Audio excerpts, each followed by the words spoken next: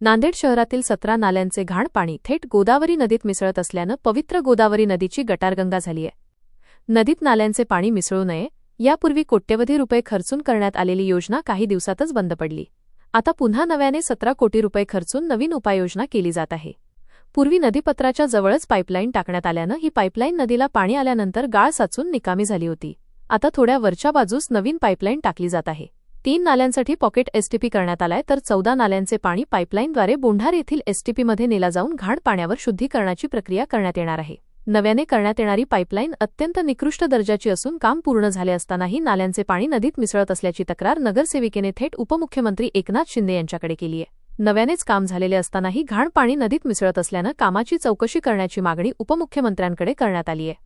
परंतु काम संपत आले असून काम पूर्ण झाल्यानंतर घाण पाण्याचा एकाही थेंब नदीत मिसळणार नाही असा दावा प्रशासनाने केलाय। या ठिकाणी काम आलेलं आहे आणि शुद्धीकरणाचं काम चालू झालेलं आहे, पण अनादरमानाने या ठिकाणी जे काम होत आहे, या ठिकाणी जे 17 नाले बंद करण्याचं काम जे चालू आहे ते अनाधिकृतपणे म्हणजे एक निष्क्रिय दर्जाचं काम त्या ठिकाणी आम्हाला त्या ठिकाणी पाहायला भेटलं। मी आणि माझी मिसेस व माननीय दक्षिणचे आमदार या ठिकाणी गेल्या वेळेस पाहणी केली, त्यावेळेस आम्ही ज्या ठिकाणी नाले बंद केले असं त्यांनी या ठिकाणी सांगत आहे। आम्ही त्या ठिकाणची पाहणी केली असता आमच्याकडे त्याचे व्हिडिओज आणि फोटोज आहेत की त्या ठिकाणी ते नाले बंद केल्यानंतरही पाणी नदीमध्ये वाहत आहे। त्याच्यामुळे हे निष्क्रिय दर्जाचं काम या ठिकाणी होत चाललेलं आहे। त्याच्यामुळे याच्या खिलाफमध्ये आम्ही या ठिकाणी तक्रार दिली।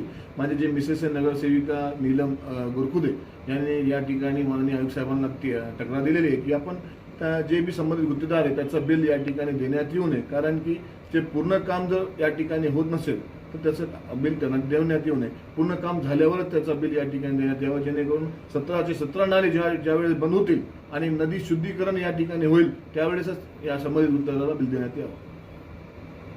यामध्ये सगळ्या 17 नाले उत्तर बाजूचे आपण इंटरसेप्ट स्ट्रक्चर बांधून त्यामध्ये प्लास्टिक वेस्ट आणि जे मोठे सॉलिड वेस्ट आहे ते सेपरेट करून फक्त निर्माल्य घाण पाणी फक्त चेंबरमध्ये घेऊन पूर्ण त्या 4.1 किलोमीटर लाईनमध्ये ट्रान्सपोर्ट करून बाय ग्रॅव्हिटी जाऊन ते NRP मल उपसा केंद्र जो आहे तिथून उपसा करून आपण बोंढार एसटीपीला नेतो शुद्धीकरण करण्यासाठी।